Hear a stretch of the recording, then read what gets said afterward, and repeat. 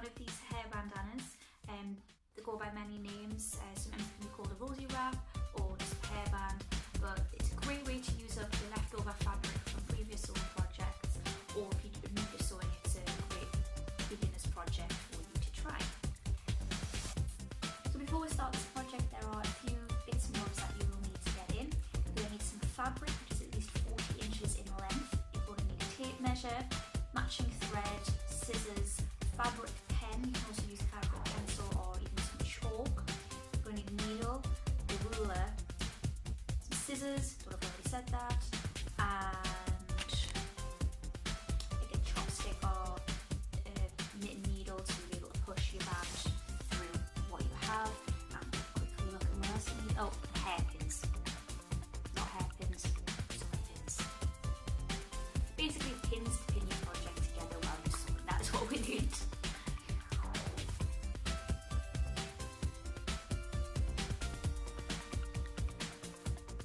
Taking a tape measure in inches, measure around your head. Making a note of this measurement. Taking your head measurement, add another 16 inches to it to give you your length measurement. In my case, that would be 22 inches plus 16 inches, giving me a total of 38 inches in length. This little template shows you what your fabric will look like once cut, to show you how the measurements work.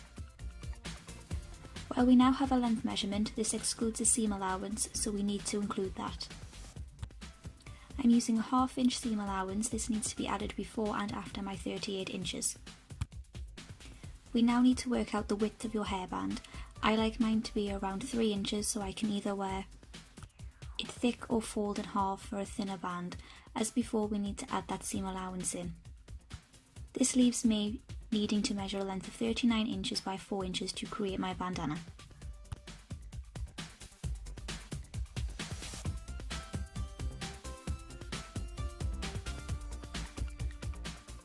Place 2 pieces of fabric on top of each other, smoothing out any lumps and bumps. Next, fold the pieces of fabric in half, ensuring edges are together. Ensuring the fabric smoothed out. Taking some pins, pin each corner together to prevent the fabric from moving when drawing out your rectangle.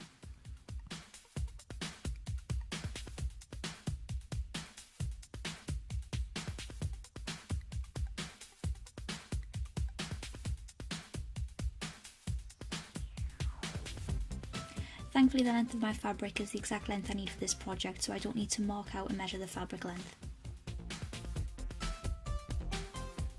Since we folded the fabric in half, we need to half our length measurement.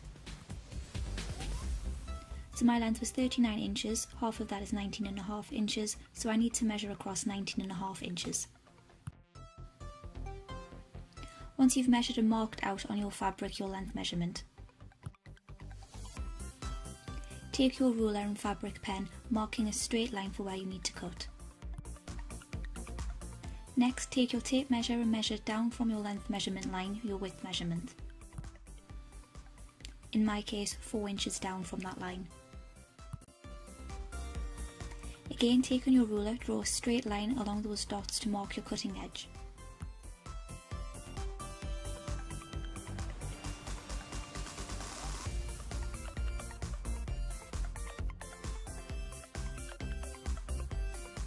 Taking your scissors, simply cut along your marked outlines.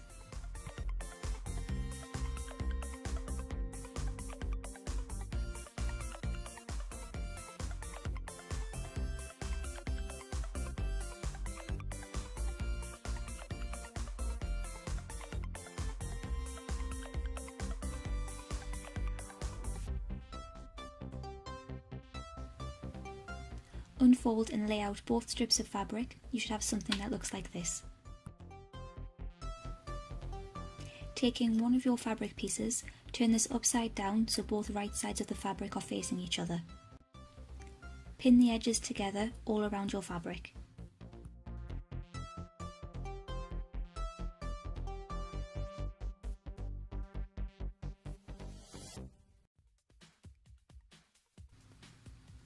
Take your ruler and mark the centre of the side of your fabric.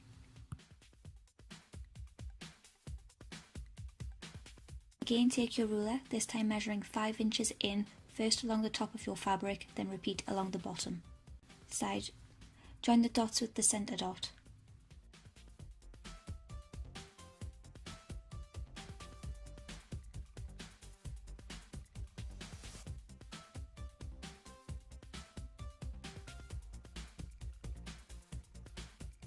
Take your scissors and cut along both lines.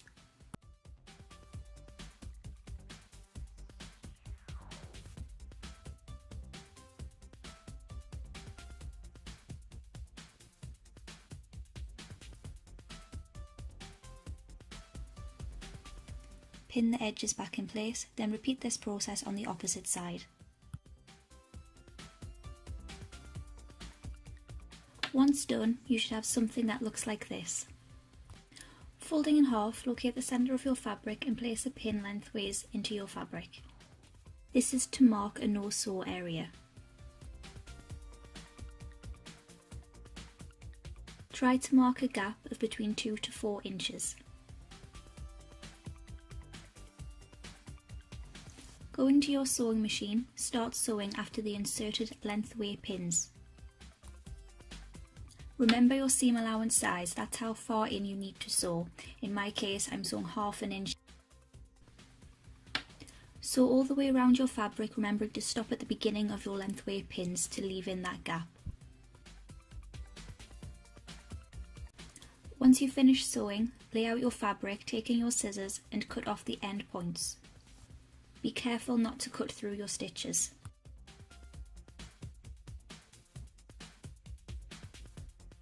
If you want to trim down your seams, you can do that now, being careful not to cut into your stitches. You should be left with a gap from where your lengthway pins were. This is so we can turn the bandana out.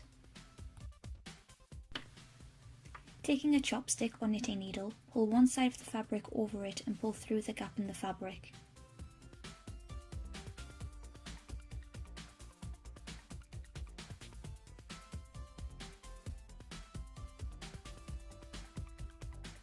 You should be left with this once you're done.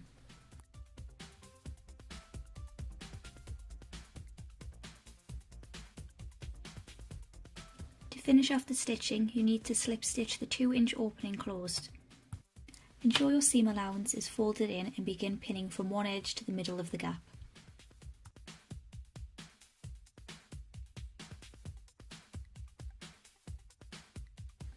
Next, thread a needle with a thread that matches your fabric. For this video, I'm going to use a contrasting colour so you can see what I'm doing. Make sure to knot the end of the thread.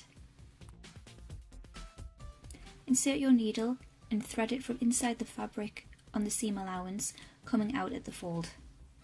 The idea is to hide the knot inside the fabric so you can't see it. With a slip stitch, you want to do small stitches for a tidy look. The trick is to sew in and out of where the seam allowance folds in, so when you pull the fabric taut, you can't see the stitches.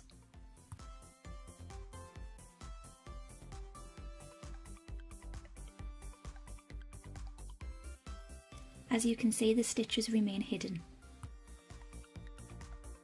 To finish, sew under one of your stitches, creating a loop. Sew into the loop to create a knot, repeating again to strengthen the knot. That is how to slip stitch the gap together.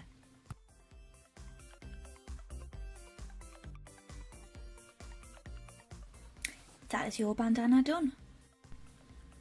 Tie the bandana around your head and voila, a simple DIY hair bandana in under 15 minutes. If you like this video, please give it a thumbs up and let me know what you think in the comments below. Don't forget to hit that subscribe button and I'll add the link on here. Feel free to check out some of my other DIY projects on my channel. Thank you for watching.